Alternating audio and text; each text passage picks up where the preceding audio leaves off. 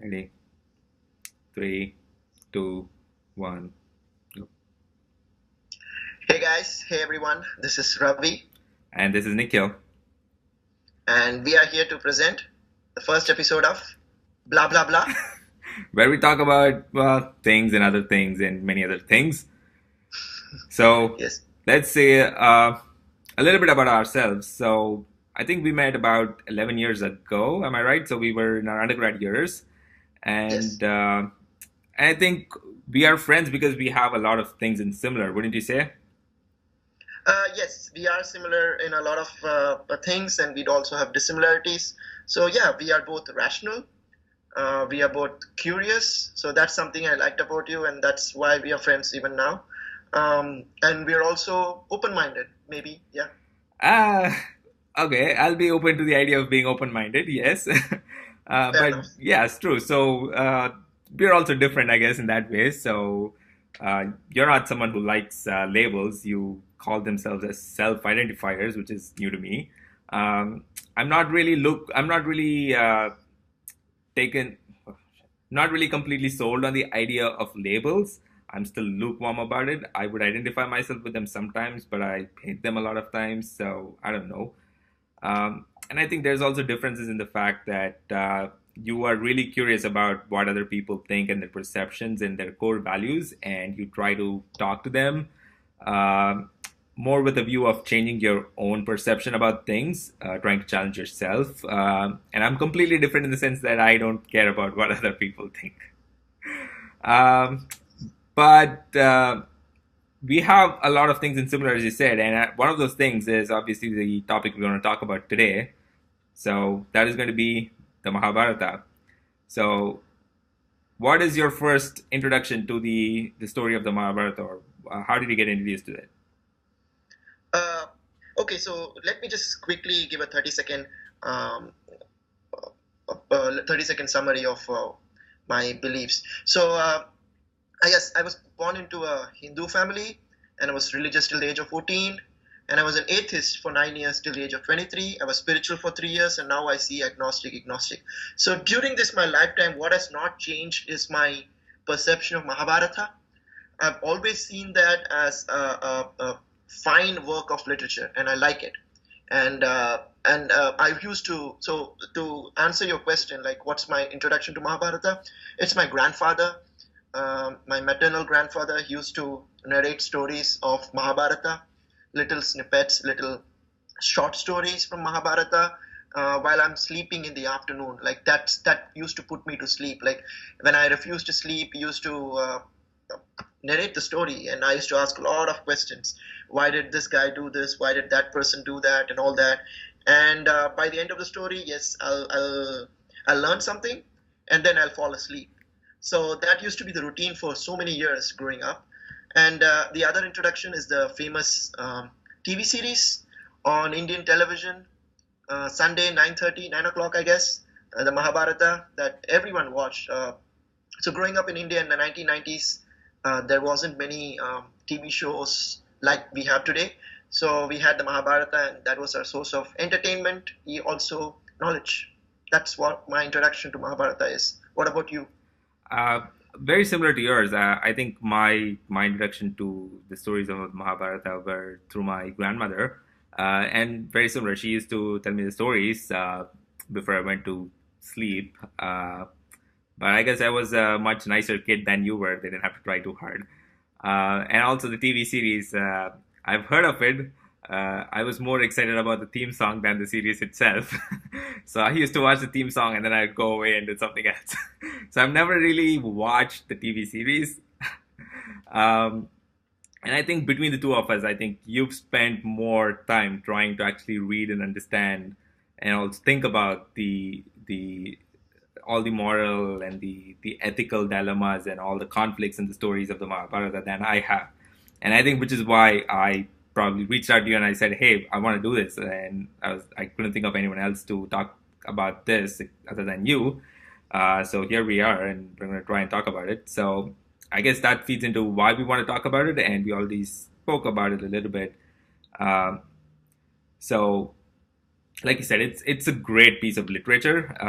It's like how any self-respecting geek or fantasy nerd would praise J.R.R. Tolkien as like a god pretty much for writing The Lord of the Rings. And I think we both enjoy The Lord of the Rings. And I see the Mahabharata almost in a similar aspect, except it was written a few thousand years earlier.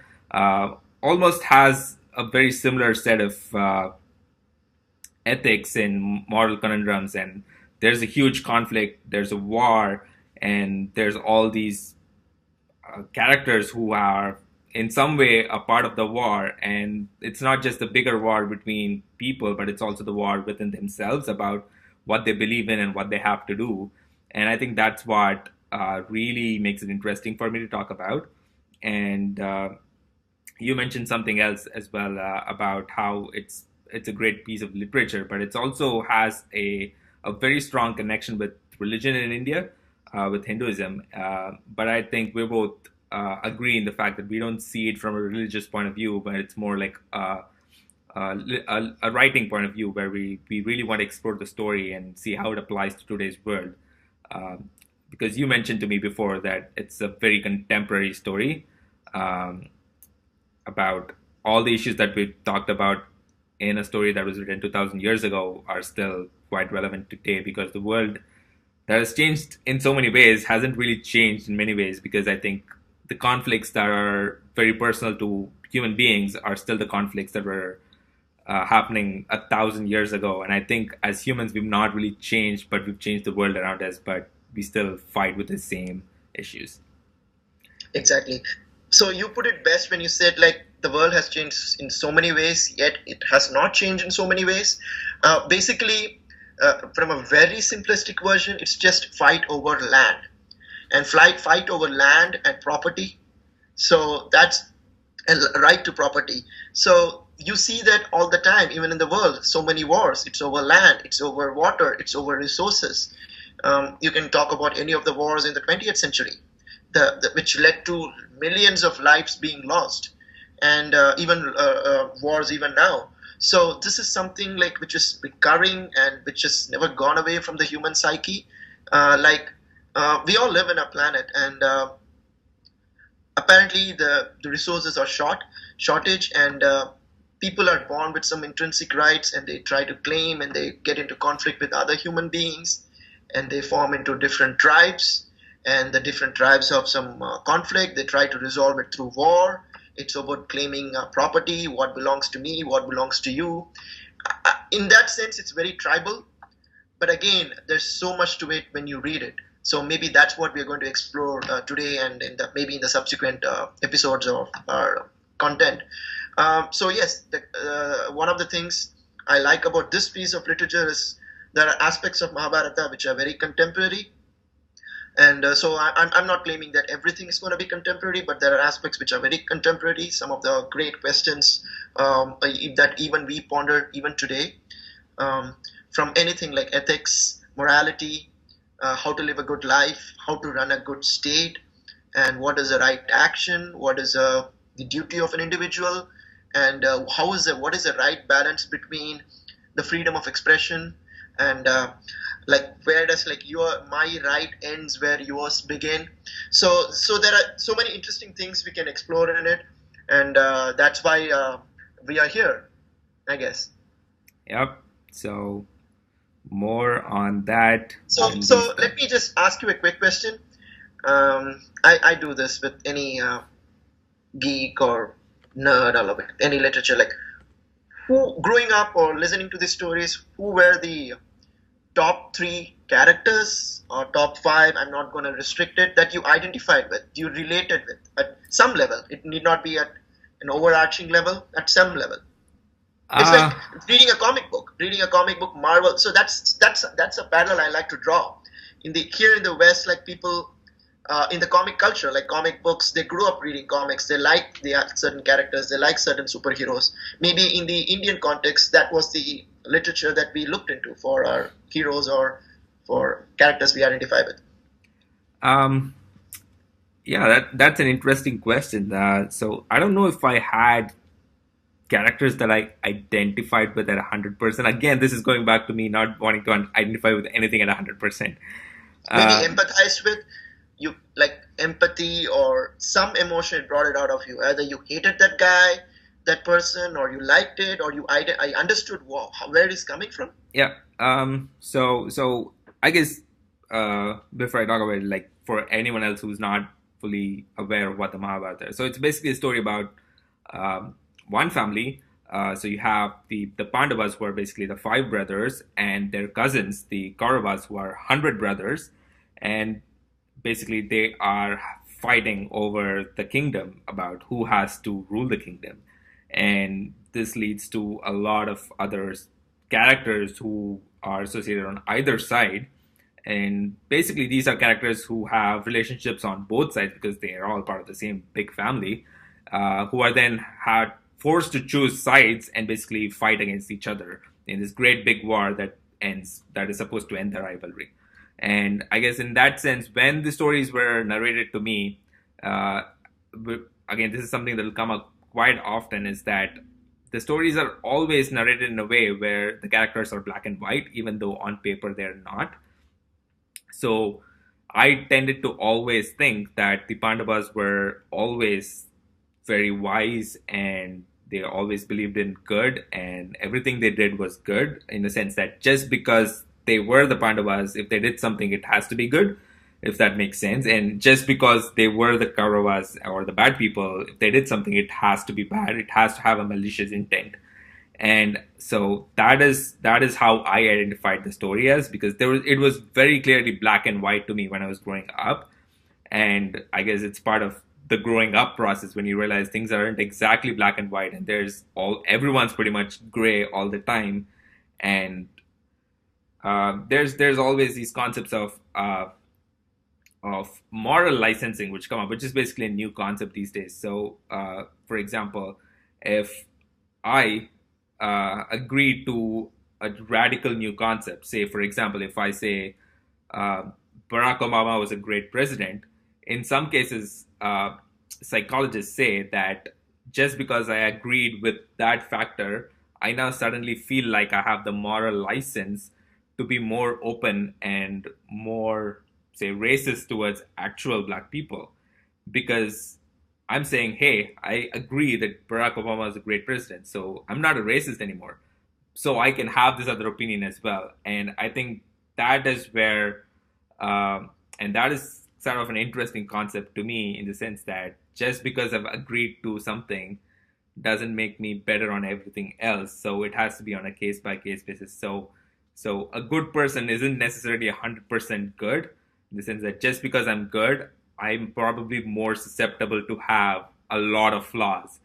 And those flaws don't really detract away from my goodness. The goodness is still there, but then I have to work on identifying those flaws and biases in a more conscious way. And I think it's that's basically how the conversations are going to go. In From my perspective, I'm going to sort of relate to my own experiences from the past or the present, and identify with characters about all those issues that they're facing, and how I've sort of grappled with those as well in everyday life, right? It's interesting you say about the moral licensing, and people also use it post fact. Like I have a Chinese friend. All my friends are Chinese, so I can make fun of Chinese and not look racist because I do have Chinese friends. I'm just giving a hypothetical example. Yeah. It's like they use this as in the US they say like I have one black friend just to prove that I'm not racist and all that. Now I can talk about anything and not come across as racist. So I do understand like moral licensing, and it was there in Mahabharata. And I will answer the question that I asked you. So for me personally, growing up, I've always liked even villains on paper or like perception through. So I will always like the Kaurava side because they didn't have anyone to cheer or like understand their perspective from. When people know, like it's always, as you said, good versus black, good versus bad, and it's black versus white. And for me, I connected with those characters. I understood why they took certain decisions, what are the motivations behind them, and I didn't dehumanize them. I actually humanized them. I found that they too had a point. Maybe they were lapses in judgment and all that, but that was on both sides. And so the how it is narrated to people back in India, it's like, yes, the two sides. And the thing that makes the Pandavas good is because there was a divine intervention, a divine character who chose the Pandava side, so they must be good, and it was his judgment, so the other side must be bad. uh, so that's something like, that's one way of narrating. Again, back in India, again, there is no one version of Mahabharata. There are temples of the bad guy, from the Kaurava side. Duryodhana in Kerala, they pray for that. They have a temple for that. They have like a folklore. So again, it's very complex, and the characters are complex. So that's where that's one more point where we agree that we don't see the story as black and white. We see this story as complex, complicated, and there are shades of gray. There is something to learn and admire from every character, and there is also something we should avoid or chastise or make sure people don't do that. So one question is, why do we need to do this? Why do we need to do this? One answer is like, we like to do this, but why do we need? What is your answer to that? I mean, it's basically it's been a big part of my childhood. So I grew up listening to a lot of these stories, and now that I've grown up, or I'd like to think that I've grown up, 28, but I think it's just a way or a reason for me to go back and explore the same stories that I've heard before, and trying to see the different shades of color in them, trying to understand how a person's motivations can be seen through different lenses at different points in time. And I guess if I do the same thing 20 years from now, I'll probably have a very different opinion of the stories or of the characters, and my favorite character might completely change at the time. And I think that's the interesting part for me, is basically discovering a whole new side to the same story. And I think it goes back to something. I think this happens with any great story. So if you're someone who grew up reading the Harry Potter novels when you were a teenager, and then the same people go back and read those same books when they turn 30, you actually find that your version of that story is so much more different, because you build up this entire set of characters, and like, you in your head when you read a story as a teenager. So as a teenager, you've seen everything as black and white, but then at 30 you're reading the same stories, and Harry Potter wasn't really that great. He was kind of an asshole at sometimes. You realize that, and then you're like, okay, maybe Harry wasn't all that great, but he's still Harry Potter. He still saves them at the end of the day, but there's still a little bit of grayness to him. There's a little bit of those negative aspects of human personality and character that are in him, and which is what makes it a great story, in the sense that you have these gray characters that they pop out at you when you're reading it at different times. You identify with those negative character traits, mostly because you've either seen them in other people or you've seen them in yourself, and you've kind of grown up to realize that these are aspects of human nature.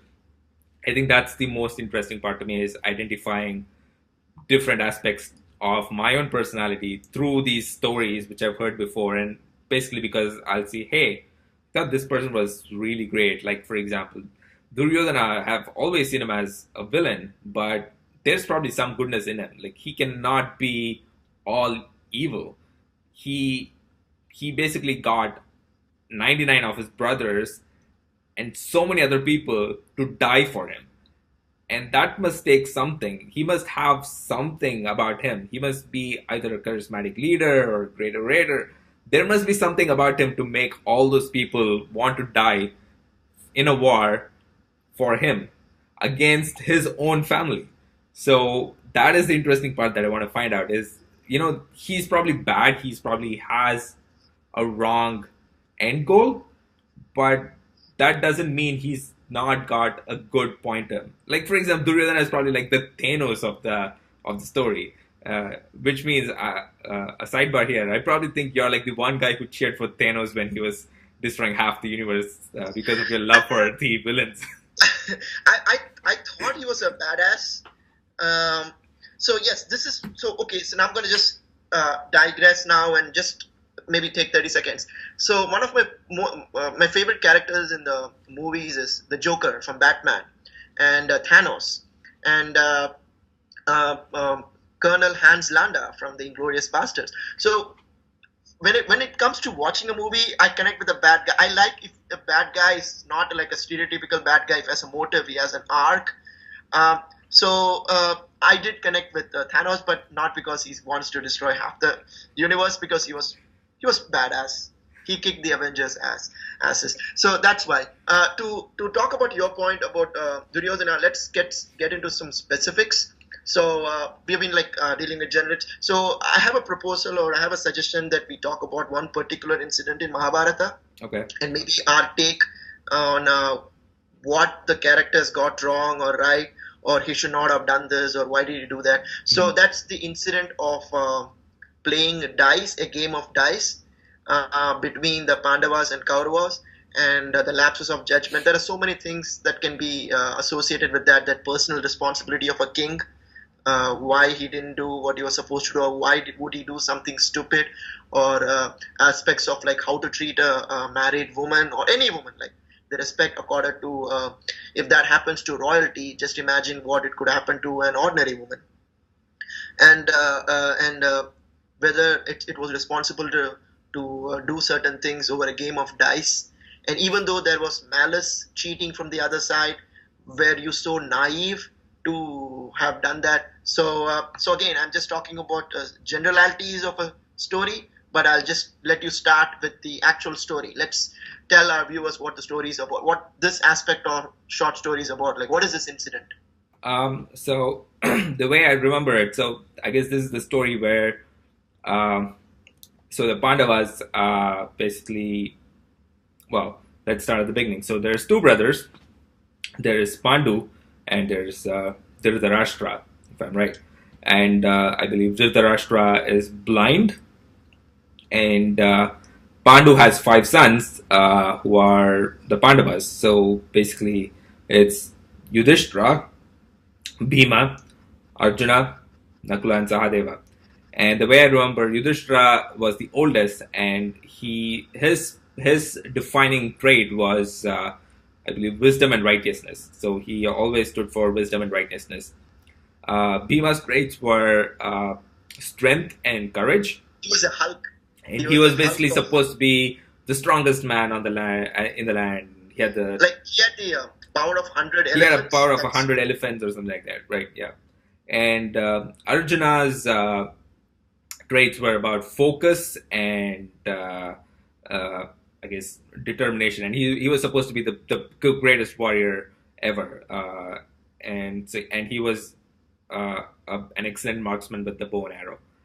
Nakula and Sahadeva were twins, and I believe they stood for loyalty and also a little bit of wisdom, and basically they stood by their brothers no matter what. Uh, and I think that was the basic character traits of They the were also Pandavas. great horse riders. Yeah. Nakula and Sahadeva, they were the best in horse riding, and they were very pretty good with the sword and when it comes to fighting. And as you said, they were good in like wisdom and predictions. Like even though it's kind of considered now pseudoscience, one of the brothers, I don't know if it's Nakula or Sahadeva, he was the best at astrology at that particular time, and he used to predict like we're going to lose this, we're going to win this, and all that. It's ironic that he didn't predict that they will lose the game of dice or whatever. Well, Yeah. that's a commentary on astrology from 2,000 years Yes, ago. that's a commentary on astrology, actually. Yeah. So going back to the story, so basically you have the Pandavas, and then Dhritarashtra has 100 sons.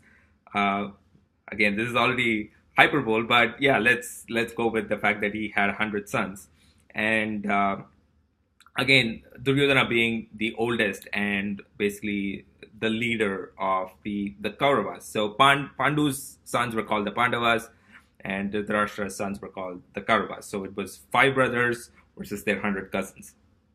So I guess Pandu was the oldest, if I'm right, or was he the youngest? He was the oldest. He Okay. was king at what particular point of time, Okay. and he had a lot of health issues, health problems. So after he died, his younger brother, the blind king Dhritarashtra, he came into power, Okay. and so it was the right to claim among the five brothers and the 100 And the brothers? Who 100. had the right to claim? Should it go to the five brothers or should it go to the 100 cousins? Well, I guess it was basically about who was going to be the next king after Dhritarashtra. Was it going to be Yudhishthira, the oldest of the Pandavas, or Duryodhana, the oldest of the Kauravas? And they both believed that they had a right to the throne, to the kingdom. And their family, basically, for Yudhishthira, his four brothers had supported his right to become the king completely. And as expected, Duryodhana's brothers believed that he was supposed to be the rightful heir. And but I guess Dhritarashtra was always a wise king, and he was also pretty devoted to his brother. And I guess he promised his brother that he would leave the kingdom to Pandu's sons. So basically, he makes Yudhishthira the next king. And this doesn't really go well on the side of his sons, basically. So Duryodhana is not happy about it. And his mother, basically, Dhritarashtra's wife, isn't happy about it as well. Uh, She's Gandhari, yes.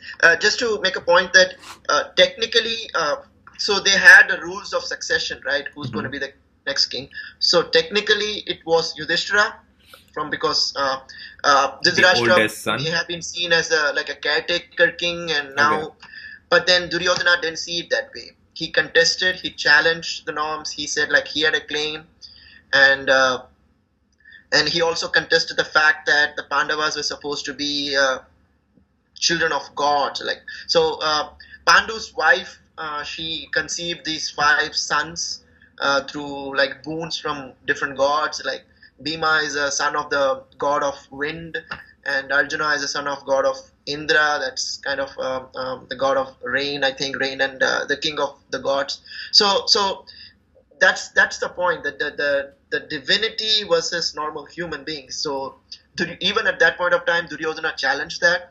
So he pretty much hated his five cousins. He couldn't see them ascend to the throne. He thought like he had a natural right because he was a son of the king to do that. So yes, there's a conflict, and so let's get. So what happens is that I'm not gonna explain the backstory of how they ended up with the game of dice, but this is what happened. Uh, Yudhishthira was king. So at some point in the story, Yudhishthira was made king of Indraprastha.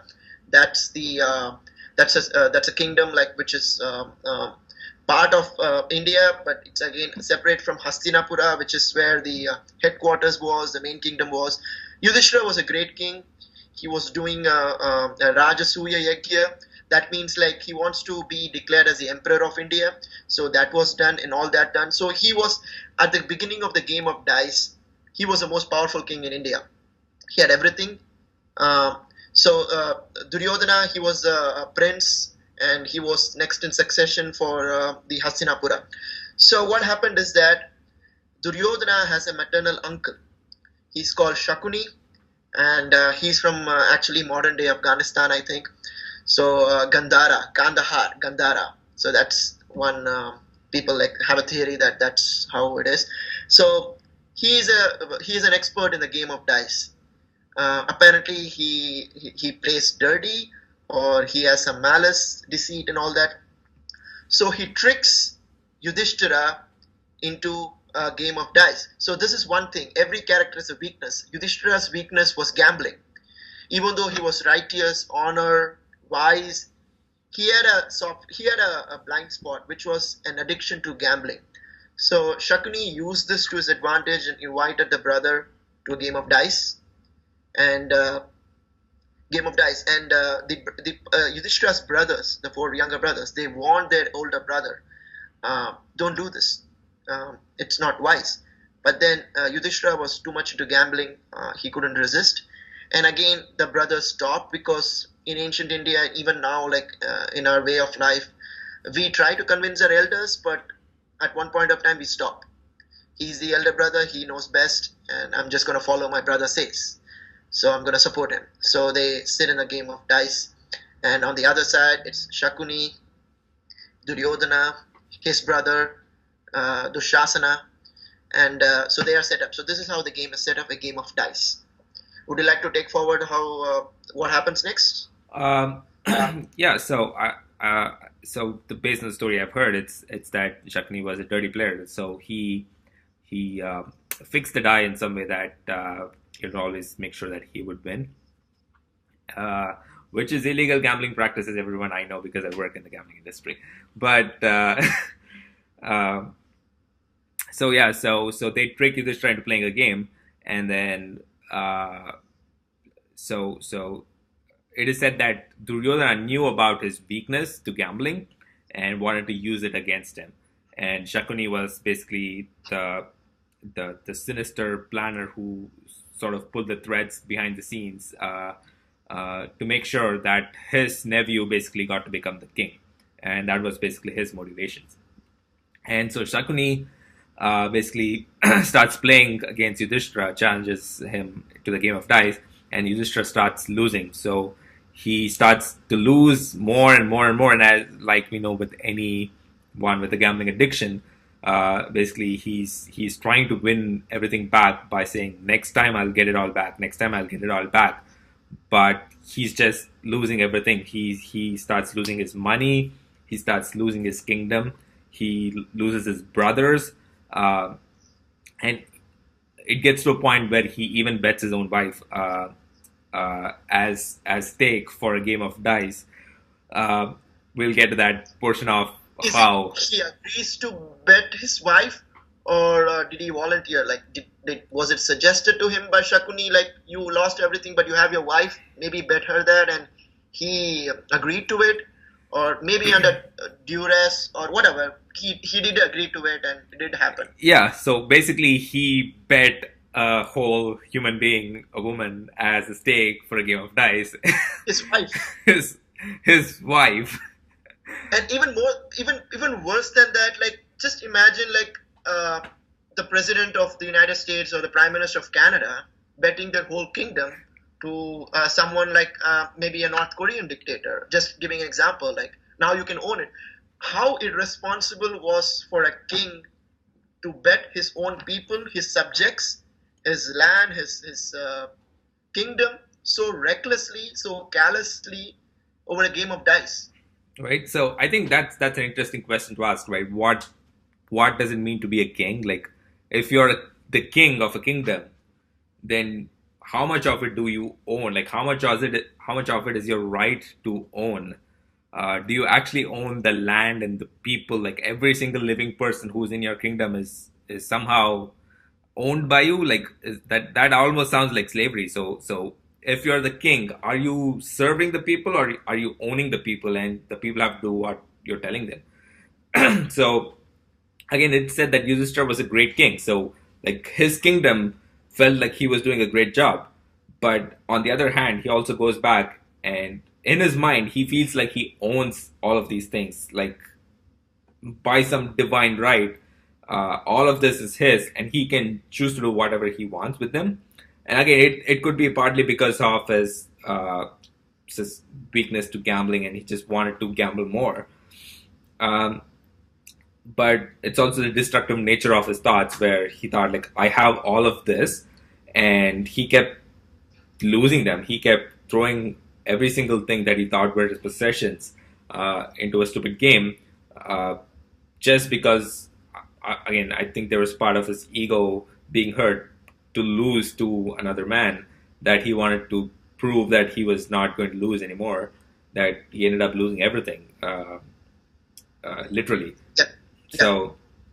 So that is basically the game of dice, which sets off the whole set of events and the motions that of the story, Some people ideally. were very trivial, and the thing is, like, so many things you can look from what Vijayashree did: loss of self-control, loss of self-awareness.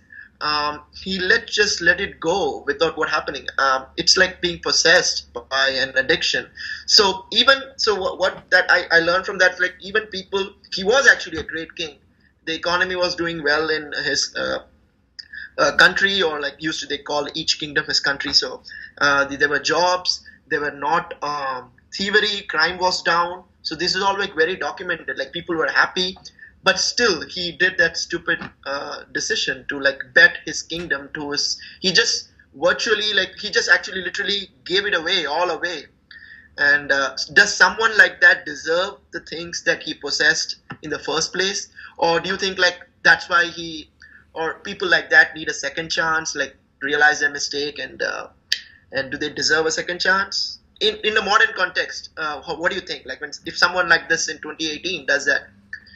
Yeah, yeah. So to bring it back to modern context. So if you follow any high profile election, like if you follow, say, the U.S. presidential election or the elections in Canada or whatnot, and every time you see a candidate, a lot of time and a lot of newspaper and media time is spent on uh, basically what they do is character evaluations of these people in many ways. Like they look at the people's past and they dig up every single small thing that they did, and they're like, he said this racist thing 15 years ago, so he's a bad person, and this person doesn't know how to manage the economy, or this person, when he was a senator, was involved in corruption scandals, and blah blah blah. And basically, all of those is used as an against for a person from becoming the leader of a country. So in today's world, we are very careful about who we choose to become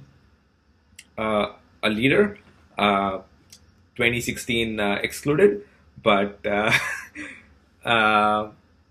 but then yeah. So which is where it comes back to me is, so how much of a leader's character traits, like, is it okay for a leader to be wrong in the past in today's world? And I don't think anyone would agree that if someone made a mistake in the past, especially if you're someone who wants to rule or lead a country, you're never forgiven for even small misdemeanors. So basically, I think they play by a completely different set of standards and rules. The common person holds them to a much, much higher standard, which is almost an impossible standard, that this person has to be 100% uh, good and 100% capable of doing everything in order to lead the country. And we forget that leaders are as well human beings. They're also just like everyone else, and they're also very flawed people. They make mistakes and they have to learn from their mistakes. And I don't think today's world rewards people who learn from their mistakes. It mostly rewards people who are good at hiding their mistakes, uh, which isn't exactly what we want. Uh, but I think, going back to the story, so Yudhishthira, did he deserve to be king? Probably, yeah. Like he was still a good king. So I don't think there's any question about did he deserve to be the king, but he was also wrong. He was also wrong for what he did, to give away his kingdom, to give away his brothers, and all of those. So I guess it comes back to what did he learn from making those mistakes. He made a huge mistake of giving it all away. So if he learned something good from that experience, I think he still deserves to be the king, because it doesn't detract from the fact that he is a good ruler. He knows how to run his kingdom.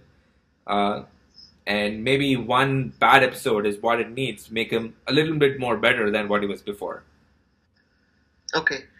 So moving on, what happens when he bets his wife? So this is one interesting what happened, and it's very widely discussed. So the moralities, the ethics of what happened there. So okay, Draupadi, Draupadi or Panchali is the wife of the five Pandava brothers.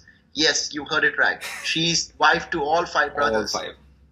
All five. So yes, so that's a whole different backstory, like how that started and what was the morality or ethics behind marrying five brothers. So the interesting thing here is, when I first heard the story about her being married to all five brothers, I never questioned it. I was like, okay, she's married to all five people. Cool. Cool. Yeah, yeah. Yeah, we'll get to that in some other episode or video. So okay, so she gets she's bet. She is the property now of the Kauravas, and just see what they do with it.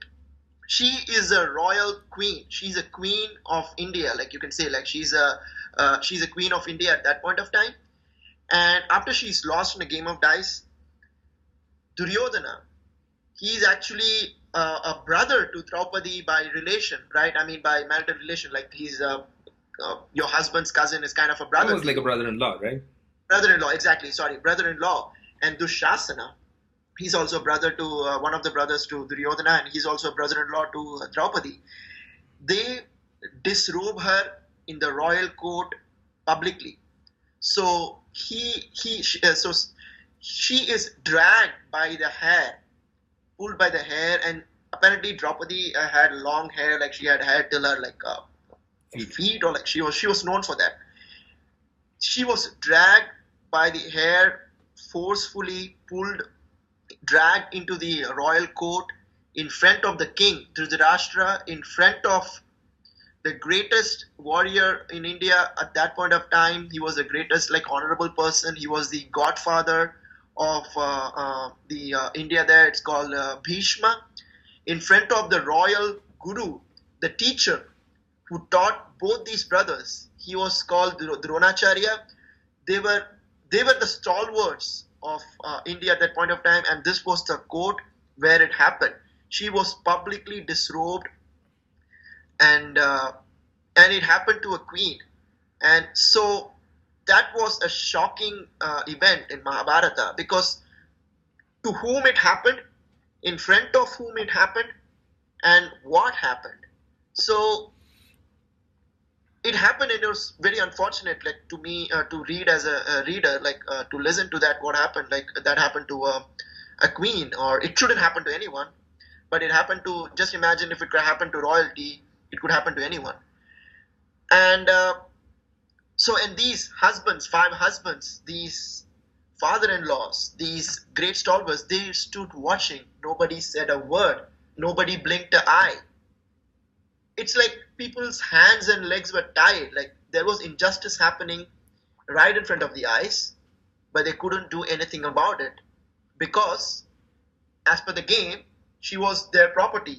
They could do whatever they want with their property. So just see, like, the right property right supersedes justice and righteousness, Or even right? supersedes a person's freedom of being freedom of a person's basically rights because of them being a human being. So basically, if you're owned by someone else, you lose all of your rights.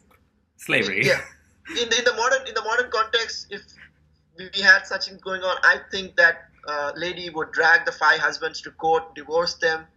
You you stood watching while another man disrobed me, I mean, like, helpless. isn't that that is a lot of the feminist movement is about how women are not properties, and they basically have their own rights, and how they should not be treated and such. And I guess, yeah, it's even quite relevant today in the fact that how women get treated in a majority of the world, even in Exactly. places like the US or Canada. Like, it's just how it is even today, and it's a little bit sad to think that someone wrote about this, like, almost, I don't know how many years it's been. But as in any story, there's always a hero who saves the day. So in that context, apparently it's an act of divinity, or apparently like Krishna. Um, so he provides her with a cloth to cover herself, and so apparently her honor was, she wasn't naked, so her honor was protected in a way, but she was still disrobed, she was still abused, and she was still attacked, and so that did happen. But Krishna did come and, like, salvage the situation, maybe give her the ropes and to cover herself, to protect her honor. Yeah. So he was the only one as a character who stood up, because he didn't, like, involve himself with the intricacies of, oh, this is the rules of game and this is that. He just saw crystal clear what needs to happen. Just forget everything, strip everything away. There is a lady who's getting stripped. I'm gonna protect her. That's it. Nothing else matters to me. So he did that while everyone else, like, was just standing helplessly. Is that Yeah. is that a commentary on basically divinity, or what you call as, so what if you refer to someone as a god? Basically, I would think that I'm drawing the parallel here. Like, you can call anyone to be divine or godly for Maybe he just became standing up, God with that incident. Maybe, like, maybe, he was or godly. It was a godly act. act. He doesn't have to be a god, but the act of standing up to something that is wrong, regardless of what everyone else in that place, literally the entire country or the world, was thinking. He thought that was wrong, and he stood up for it. And I think that's what construes as being godly or being divine, is seeing the right thing to do, regardless of what the entire world believes, and doing it. Exactly, exactly. That's a very interesting way to do it. It's not because he did it because he's a god. Because he did it, He becomes a god. he did that act. People started seeing him as, okay, that's a godly act. What Yeah. he did, right? So that's a very interesting way to look at that incident. And so just to close the loop on that story, yes. So Pandavas, they were stupid, and so they lost everything. And the stipulation was they were sent to the forest for They were exile for exiled. 14 years. Yeah. 13 years exile and 1 year as in anonymity. And if they are found within those 14 years, they will again go back to forest 14 years. If there was ever a terms and conditions contract, this was the worst that Pandavas got it. They They got a were really a bad bunch of deal. losers at that point of time. Bunch of Um, losers. So I have a question for you here. How much of the blame would you place on the brothers, basically Yudhishthira's four brothers, for what happened to them? That's a really good question.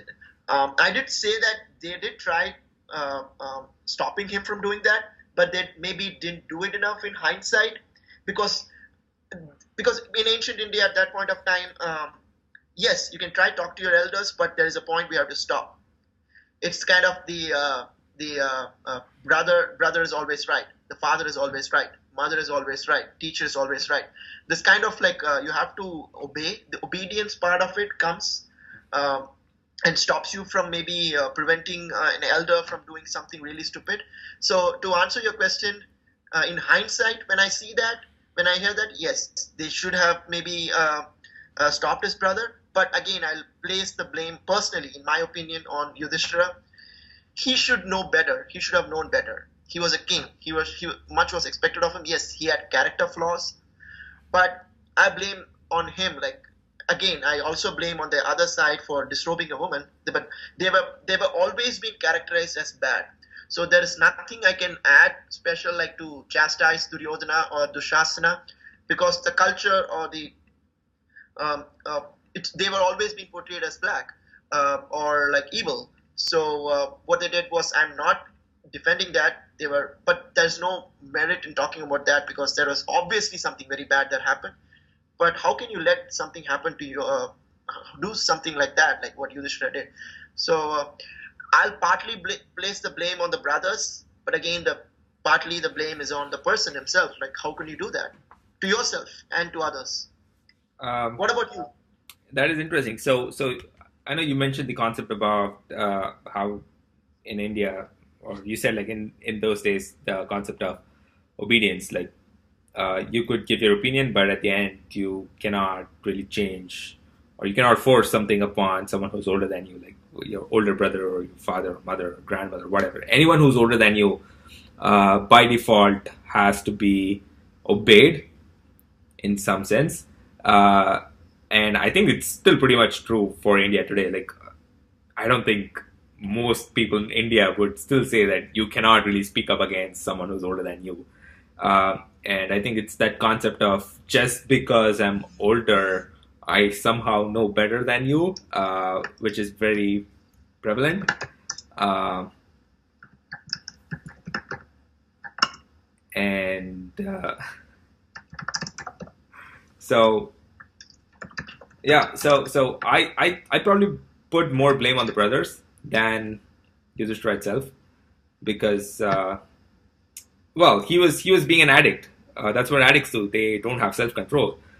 You could be a great king, but when your addiction takes over, you're no longer a king. You're just an addict at this point. And I thought the brothers had more responsibility. They knew he had an addiction problem. They should be responsible for stopping him. I would have thought that they would do more to stop him from losing all the kingdom.